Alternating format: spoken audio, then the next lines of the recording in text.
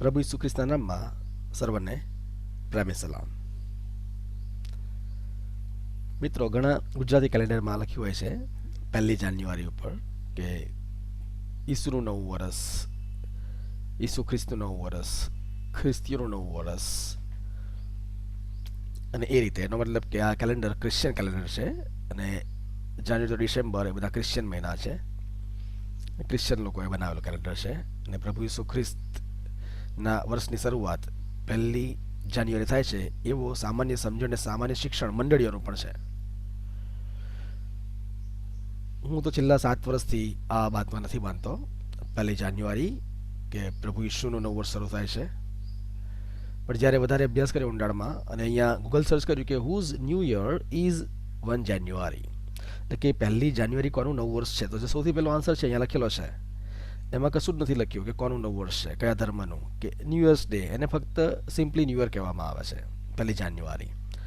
અને Christian calendar નહીં, પણ એ શું લખ્યું છે, the first day of the year on modern Gregorian calendar. એટલે અહીંયા ગ્રેગોરિયન કેલેન્ડર, આપણે જે કેલેન્ડર છે એ ગ્રેગોરિયન કેલેન્ડર છે. અને એ પાછું ગ્રેગોરીએ નહોતું બનાવ્યું, પ્રોપ ગ્રેગરીએ, એમણે એ જે જુલિયન કેલેન્ડર હતું પહેલેથી જ રોમન લોકોનું, એમાં થોડો સુધારો કર્યો. એ સુધારો શું છે આપણે જોઈએ છીએ આપણા થોડી વારમાં. ઓકે, એટલે પ્રી ક્રિશ્ચિયન રોમ, એટલે ખ્રિસ્તી ધર્મ સ્થપાયો એ પહેલાંના રોમની અંદર આ જુલિયન કેલેન્ડર લાગુ થઈ ગયેલું હતું. અને જે 1 જાન્યુઆરી છે એ કોના માટે હતો? The day was dedicated to Janus, JANUS, Janus, god of gateways and beginnings. એટલે નવા વર્ષમાં પ્રવેશ કરવાનો અને સમૃદ્ધિ ને શરૂઆત ને બધી બહુ જ ઉપમાઓ આપેલી છે એ બે મોડા એમના દેવને, જેનસને. એના માનમાં ઉજવાતો દિવસ, for whom January is also named, એટલે એ જેનસના નામ પરથી એ જાન્યુઆરી નામ પડ્યું. એટલે એ 1 જાન્યુઆરી ઈસુનું નવું વર્ષ નહીં, પણ એ જેનસ જે રોમનનો ગોડ હતો બે મોઢાવાળો, એનું નવું વર્ષ છે, એના માનમાં ઉજવાતો દિવસ છે. અને જો આ ગ્રેગોરિયન કેલેન્ડર વિશે આપણે જાણ મેળવીએ, વધારે માહિતી મેળવીએ, તો અહીંયા વિકિપીડિયા મેં ખોલી રાખ્યું છે. ગ્રેગોરિયન કેલેન્ડર, અહીંયા જે હેડિંગ છે તે ગ્રેગોરિયન કેલેન્ડર. તો એ કેલેન્ડર એ જે પોપ ગ્રેગરી, અહીંયા પોપ ગ્રેગરી 13th, એમનું નામ ઉગો બોંકોમ પેગ્નિંગ, જેમણે એ કેલેન્ડરમાં સુધારો કર્યો હતો. એ કેલેન્ડર મૂળ કયું હતું? Julienne calendar. એની આપણે વાત કરીએ છીએ. પણ અહીંયા જમણી બાજુ આ 2020 ઇન વેરિયસ કેલેન્ડર્સ, અલગ અલગ પ્રકારના કેલેન્ડર્સની અંદર અહીંયા આ બાજુમાં જ બધા કેલેન્ડર્સના નામ આપેલા છે કે દુનિયામાં કેટલી પ્રકારના કેલેન્ડર્સ અવેલેબલ છે અહીંયા. તો અહીંયા આપણે જોઈશું તો આર્મેનિયન કેલેન્ડર, આસિરિયન કેલેન્ડર 6770ની સાલ ચાલે છે. આસિરિયાનું નામ આવે છે બાઇબલમાં, અને આસિરિયન કેલેન્ડર. ઓકે, અને એના પછી ચાઇનીઝ કેલેન્ડર 4716. ઓકે, પછી હિબ્રુ કેલેન્ડર 5781, 8081, અહીંયા નીચે હિબ્રુ કેલેન્ડર. ઓકે, અને એમાં નીચે આપ્યું છે જુલિયન કેલેન્ડર. તો ગ્રેગોરિયન કેલેન્ડરમાંથી 13 દિવસ માઇનસ કરો અને જે તારીખ આવે એ જુલિયન કેલેન્ડરની તારીખ આવે. એમ બધા અલગ અલગ પ્રકારના કેલેન્ડર છે. ઓકે, હવે આ ગણતરી એ ક્રિસમસની ઉપર પણ ઇફેક્ટ કરે છે કે જુલિયન કેલેન્ડર એટલે અત્યારના કેલેન્ડરમાંથી 13 દિવસ માઇનસ કરવાના, ત્યારે એ જુલિયન કેલેન્ડર બને. ઓકે, આપણે જે ફોલો કરીએ છીએ ગ્રેગોરિયન કેલેન્ડર, એની અંદર આ પ્રમાણેના મહિના છે. અહીંયા મહિનાનું નામ આપેલા છે જાન્યુઆરી, ફેબ્રુઆરી અને ડિસેમ્બર સુધી.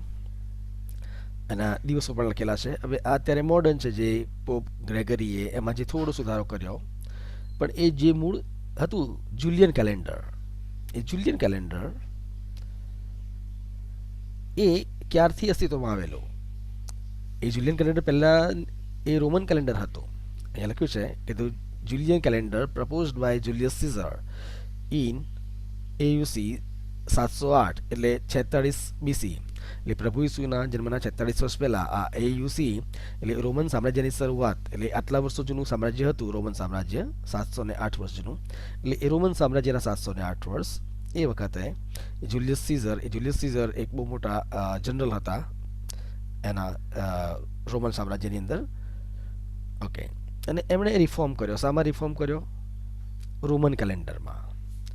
અને એ ક્યારથી અસ્તિત્વમાં આવ્યું? It took effect on 1 January AOC, મતલબ એ રોમન સામ્રાજ્યનું વર્ષ 709મું વર્ષ, અને જે આપણા વર્ષ પ્રમાણે પ્રભુ ઈસુના 45 વર્ષ પહેલાં, એટલે 45 BC, બિફોર ક્રાઇસ્ટ, ત્યારે આ 1 જાન્યુઆરી એ અસ્તિત્વમાં આવી હતી પ્રભુ ઈસુના જન્મ પહેલાં.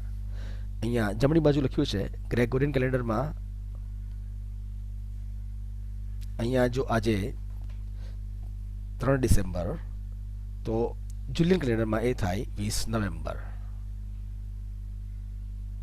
એ રીતે આ જૂની ડેટ આપેલી છે 3 ડિસેમ્બર 2020. જો એ ગ્રેગોરિયનમાં હોય તો અહીંયા 13 દિવસ પહેલાં એ 20 ડિસેમ્બર 2020 હોય, એટલે જુલિયન કેલેન્ડરની તારીખ. એ રીતે. ઓકે.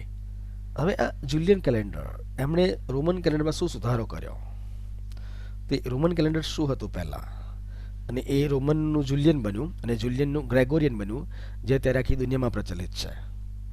સો રોમન કેલેન્ડર, એની અંદર ફક્ત 10 મહિના હતા.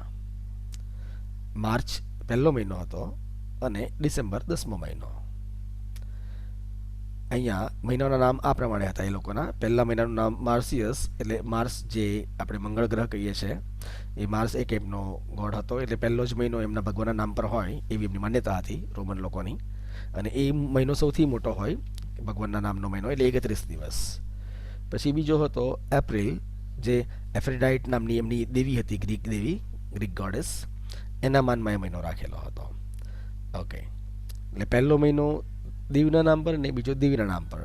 પછી માયાસ, એ મે મહિનો જે આપણે કહીએ છીએ, એ પણ એક ગ્રીક ધર્મની એક મધર છે. અહીંયા લખ્યું છે ધ મધર ઓફ હર્મેસ, એવી એમની ધાર્મિક બાબતોની અંદર જે માતા છે તે જૂનો, જૂન મહિનો, એ પણ એક ગોડેસ છે, દેવી છે. અહીંયા લખ્યું છે કે Juno is an ancient Roman goddess, the protector and special counsellor of the state. તો એ પ્રોટેક્ટર ઓફ ધ સ્ટેટ, એટલે જે રાજ્ય છે રોમન સામ્રાજ્ય, એની સુરક્ષા કરનારી, પ્રોટેક્ટર. અને અ ડોટર ઓફ સેટન, સેટન એટલે શનિ જે કહે છે આપણે, શનિનો ગ્રહ બધાને નડતો હોય છે, એની પુત્રી. She is wife of Jupiter, અને જ્યુપિટરની વાઇફ. અને એટલે આ બધા ગ્રહોના નામ, એ ગ્રહોને લોકો ભગવાનની જેમ પૂછતા હતા, એ ગ્રીક લોકો ને રોમન લોકો. અને એમના નામ પરથી બધા નામ પડેલા હતા. અને પછી ક્વિન્ટિલિસ એટલે 5મો મહિનો, 5th. સેક્સ્ટિલિસ એટલે 6ઠ્ઠો મહિનો. સપ્ટેમ્બર એટલે 7મો મહિનો. ઓક્ટોબર એટલે 8મો મહિનો. નવેમ્બર એટલે 9મો મહિનો. ડિસેમ્બર એટલે 10મો મહિનો. અને સેપ્ટા એટલે 7, ઓક્ટા એટલે 8, નોવા એટલે 9, ને ડેકા એટલે 10. એ તો સ્કૂલમાં પણ મેથ્સમાં ભણવામાં આવે છે. સેપ્ટાગોન, ઓક્ટાગોન, નોવાગોન, ડેકાગોન, એ રીતે. એટલે આ 10 મહિના હતા. અને આખી જે આ વિન્ટર સિઝન, ઠંડીની ઋતુ, શિયાળાની ઋતુ, એને કોઈ મહિનાઓના નામ નહોતા આપેલા. અને એ એમ જ એ શિયાળો કહેવાતો હતો, વિન્ટર કહેવાતો હતો. અને વર્ષ શરૂ થાય 1 માર્ચથી. એ 1 માર્ચ એ એમનો જે માર્સ નામનો ઘોડો હતો, ભગવાન હતો, એના માનમાં એ હતો. ઓકે. પણ એ જુલિયન કેલેન્ડર, એ રોમન કેલેન્ડરની અંદર 154 BC, એટલે પ્રભુ ઈસુના જન્મના 154 વર્ષ પહેલાં, એ માર્ચના બદલે જાન્યુઆરી 1થી શરૂ થયું. આ જે ચેન્જ આવ્યો ને, અહીંયા લખ્યું છે કે year change from March to January 1 in 154 BC. એટલે પ્રભુ ઈસુના જન્મના 154 વર્ષ પહેલાં, 154 BCમાં, એ માર્ચની જગ્યા પર એ લોકોએ 1 જાન્યુઆરીથી વર્ષ ચાલુ કરવાનું શરૂ કર્યું. કેમ? તો એમનો એ જેનસ નામનો એક બીજો ગોડ, આ ભગવાન એમનો અહીંયા દેખાય છે 2 મોઢાવાળો, જેને વિરુદ્ધ દિશામાં 2 મોં છે, એટલે કે બધી બાજુ વાંચી શકે, પ્રેઝન્ટ ને પાસ્ટ બધું, એ ફ્યુચર બધું એને ખબર છે. એવો, એટલે બિગિનિંગ, એટલે શરૂઆતનો, આરંભનો દેવ કહેવાય છે, અને પ્રવેશ દ્વારનો દેવ કહેવાય છે.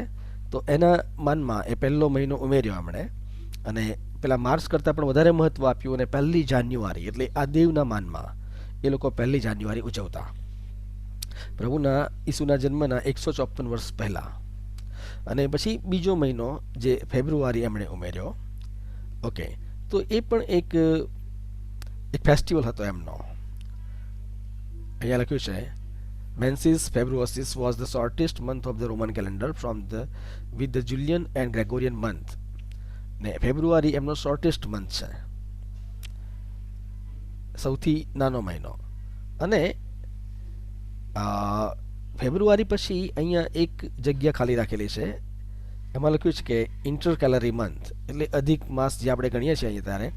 એટલે એક વર્ષ છોડીને એક વર્ષમાં અહીંયા પહેલા વર્ષે ત્રીજા મહિનાની જગ્યા ખાલી હોય, અને બીજા વર્ષે એ ત્રીજો મહિનો 27 દિવસનો હોય, પછી થર્ડ યરમાં એ ખાલી હોય, અને ફોર્થ યરમાં 27 ડેઝ. એટલે એ ત્રીજો મહિનો જે એક્સ્ટ્રા અધિક માસ બીજા મહિના પછી આવે, ત્રીજા મહિના પહેલાં, એ એક વર્ષ છોડીને એક વર્ષ વચ્ચે ઉમેરવામાં આવે, અને એ રીતે દિવસનો સેટ કરવામાં આવતો હતો.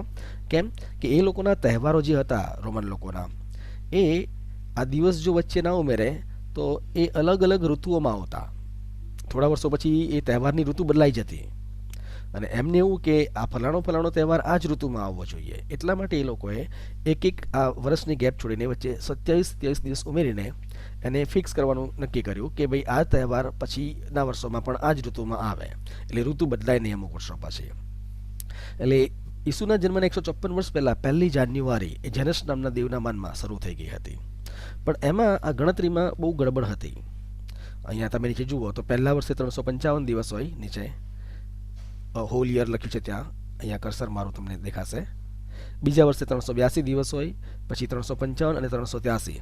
એટલે એક વર્ષે ઓછા 355, બીજા વર્ષે 382, પછી 355. એટલે આ દિવસોની ગણતરી એ બરોબર બેસતી નહોતી, એ ફિક્સ નહોતી. એ લોકો એમના તહેવારો એ ચોક્કસ ઋતુમાં લાવવા માંગતા હતા કે ઋતુ ના બદલાઈ જવી જોઈએ તહેવારોની અંદર. તો એ 154 વર્ષ પહેલાં આ રોમન સામ્રાજ્યની અંદર આ રોમન કેલેન્ડર આ રીતે સુધારા પામ્યું કે માર્ચના બદલે 1 જાન્યુઆરી જેનસ નામના ભગવાનના નામ પર એમણે શરૂઆત કરી. પણ એ બરોબર નહોતું, બંધ બેસતું નહોતું. એટલે એ જુલિયન કેલેન્ડર જે અસ્તિત્વમાં આવ્યું, એ સીઝર ઓગસ્ટસ અને સીઝર જુલિયસ એ બે જણાએ જેમાં સુધારા વધારા કર્યા, અને એની અંદર એમણે એક્ઝેક્ટ લાવવાનું કામ કર્યું કે દિવસો બરોબર આવે.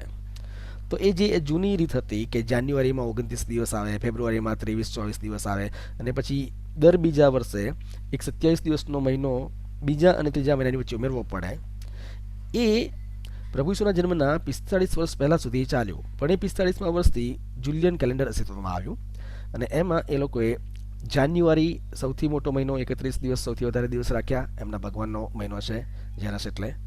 પછી ફેબ્રુઆરી લીપ યર રાખ્યું, એમાં ચોથા વર્ષે 29 દિવસ હોય, અને જે આ ત્રીજો મહિનો ઉમેરવામાં આવતો હતો ત્યાં ડેશ જોવામાં આવશે, એ મહિનો કાઢી નાખવામાં આવ્યો. અને પછી બાકીના બધા જે મહિનાઓ હતા એને 31-30, 31-30, 31-30 એ પ્રમાણે કરીને અહીંયા ટોટલ 365 દિવસ, અને લીપ યરમાં 366 દિવસ, એ પ્રમાણેનું વર્ષ, એ પ્રમાણેનું કેલેન્ડર ઈસુના જન્મના 45 વર્ષ પહેલાં આ રોમન સામ્રાજ્યમાં એ ઓગસ્ટસ અને જુલિયસ બે વાસા હતા. પછી એમણે એમના નામ પણ એમાં ઉમેરાવ્યા કે એ જે આ 5મો મહિનો હતો ક્વિન્ટિલિસ, એમાં એ જુલિયસ બાસરના નામ પરથી જુલાઈ નામ આપ્યું, અને જે આ 6ઠ્ઠો મહિનો હતો સેક્સ્ટિલિસ, એ ઓગસ્ટસ બાસરના નામ પરથી એનું નામ ઓગસ્ટ આપ્યું. એટલે એમાં એ બે સીઝર, એ જે કાયસર કહીએ છીએ આપણે, એ લોકોના નામ છે જુલાઈ અને ઓગસ્ટ. અને સપ્ટેમ્બર, ઓક્ટોબર, નવેમ્બર, ડિસેમ્બર જે 7મો, 8મો, 9મો, 10મો મહિનો હતો, એ પછી હવે 9, 10, 11 ને 12 બની ગયા. એટલે એમના જે નામ છે જૂના ને જૂના જ રહ્યા, પણ એમનો ક્રમ બદલાઈ ગયો. પણ કેમ કે પહેલો ને બીજો મહિનો આગળ ઉમેર્યો, પાછળ નહીં, કારણ કે જેનસને બહુ જ માનતા હતા, એટલે એ મહિનો પાછળ નહીં ઉમેરતા. ડિસેમ્બર 10મો ને પછી 11મો મહિનો જાન્યુઆરી, એ રીતે નહીં, પણ પહેલો જ મહિનો જાન્યુઆરી. અને એ રીતે એ આ જે જુલિયસ સીઝર, જુલિયન કેલેન્ડર કહેવાય છે, એ રીતે અસ્તિત્વમાં આવ્યું. અને એ કેલેન્ડર ઘણા બધા જગ્યા પર એ પ્રચલિત હતું અને યુઝમાં હતું, કારણ કે એની ગણતરી બહુ જ સચોટ હતી. છતાં પણ એમાં અમુક વર્ષો પછી એકાદ દિવસની ભૂલ આવતી હતી, અને એકાદ દિવસની ભૂલ એ આ પોપ ગ્રેગરિયન સમયમાં એને દૂર કરવામાં આવી. આ પોપ ગ્રેગરી 13 એ જુલિયન કેલેન્ડરમાં થોડોક જ ફેરફાર કર્યો, જે અહીંયા લખેલું છે તે, કે જે લીપ યર જે છે એ દર 4 વર્ષે નહીં, પણ જે સેન્ચુરી વર્ષ આવે ને, જેમ કે 1600ની સાલ, 1700ની સાલ, 1800ની સાલ, 1900ની સાલ, 2000ની સાલ, એ શતાબ્દી વર્ષ કહેવાય. એટલે છેલ્લે 2 મીંડા આવે. તો એની અંદર છેલ્લા 2 મીંડા કાઢીને જે આંકડા વધે 16, 17, 18, 19, તો એમાં 17, 18 ને 19 એને 4 વડે ના ભાગી શકાય. એટલે એ વર્ષોની અંદર ફેબ્રુઆરીમાં ખાલી 28 દિવસ હોય, એમાં એ 29 દિવસ ના હોય, એટલે એ લીપ યર ના હોય. એટલે એ જે દિવસોની જે ગણતરીમાં જે ભૂલ થતી હતી જુલિયન કેલેન્ડરમાં, એમાં સુધારો કર્યો આ ગ્રેગરીએ 400 વર્ષની અંદર એ 3 દિવસ રીતે ઘટાડ્યા. એટલે કે એક્ઝેક્ટ એટલે હજુ પણ જે એકદમ એક્યુરેટ નથી, અત્યારે પણ 3700 જેટલા વર્ષો થશે ત્યારે એક દિવસનો ફેર આવશે. 3700 વર્ષ જેટલા પાસ થાય ત્યારે એક દિવસનો ફેર પડે, કારણ કે આ જે સૂરજની ગતિની ગણતરી પ્રમાણે એ લોકો ગણે છે કે 365 દિવસને 6 કલાક, એટલે ચોથા વર્ષે 6 ચોક 24 કલાકનો એક લીપ યરની અંદર એક દિવસ ઉમેરવામાં આવે, પણ એક્ઝેક્ટ 6 કલાક નથી થતા, એના કરતાં ઓછા થાય છે. એટલે 3700 જેટલા વર્ષ થાય ત્યારે એક દિવસ એ વધ પડે. એટલે એ પોપ ગ્રેગરીના સમયમાં સુધારવામાં આવ્યું અને એ ગ્રેગોરિયન કેલેન્ડર કહેવામાં આવે છે. અને એ ગ્રેગોરિયન કેલેન્ડર જે છે એ અહીંયા આ જે ચાર્ટ છે કે ક્યારે ક્યારે કોણે કોણે એનો એક્સેપ્ટ કર્યો. તો અહીંયા બધી સદીમાં જ્યારે શરૂ થયું ત્યારથી આ 16મી, 17મી સદી, 18મી સદી, 19મી સદી, 20મી સદી ને પછી આ 21મી સદી ચાલે છે અત્યારે. તો અહીંયા તમે જોશો વચ્ચે આ કર્સર છે, ત્યાં 1752ની સાલમાં ગ્રેટ બ્રિટન એટલે જે અંગ્રેજ લોકો હતા એમણે એ અપનાવ્યું અને એન્ડ ઇઝ પજેશન એટલે જ્યાં જ્યાં એમનું રાજ ચાલતું હતું અંગ્રેજોનું, ત્યાં બધી જગ્યાએ આ 1752 પછી એમણે આ ગ્રેગોરિયન કેલેન્ડરને માન્યતા આપી. અને આ રીતે એ ગ્રેગોરિયન કેલેન્ડર એ આપણે માનીએ છીએ એ 1752 પછી અસ્તિત્વમાં આવ્યું, એ અંગ્રેજોએ માન્ય કર્યું. અને એમના પછી એ જ્યાં જ્યાં પણ એ રાજ્ય કરતા હતા, પજેશન એમની જ્યાં જ્યાં હતી, એ સગળી જગ્યા પર એમણે એ કેલેન્ડરને માન્યતા આપી, એમને એ લાગુ કર્યો. એટલે આ રીતે આ જે કેલેન્ડર છે 1 જાન્યુઆરી, એને ઈસુનું નવું વર્ષ, એ એકદમ વાહિયાત વાત છે. બાઇબલમાં ક્યાંય, સુવાર્તાઓમાં ક્યાંય કે ઈસુનું નવું વર્ષ 1 જાન્યુઆરી શરૂ થાય છે, કશે જ નથી, કોઈ જગ્યાએ નથી. કે ખ્રિસ્તીઓનું નવું વર્ષ ક્યાંય એવું નથી. 1 જાન્યુઆરીનો ઇતિહાસ તમે વાંચશો તે સીધો તમને લઈ જશે પેલો જેનસ નામનો જે બાદશાહ છે, સોરી બાદશાહ નહીં, એમનો જે ભગવાન છે 2 મોઢાવાળો, એના માનમાં ઉજવતો દિવસ એ ઈસુના જન્મના 154 વર્ષ પહેલાથી શરૂ થઈ ગયેલો હતો. એટલે મને તો ઘણા વર્ષોથી સત્ય સમજાઈ ગયું હતું, એટલે મેં પણ પહેલાં ઉજવેલું છે નવું વર્ષ, પણ જ્યારથી સત્ય સમજાયું કે આ જેનસ નામના દેવના માનમાં ઉજવાતો તહેવાર છે 1 જાન્યુઆરી, ત્યારથી મેં એ ઉજવવાનું બંધ કર્યું. પ્રભુ આપ સર્વને આ સઘળી બાબતો સમજવાના માટે કૃપા આપે.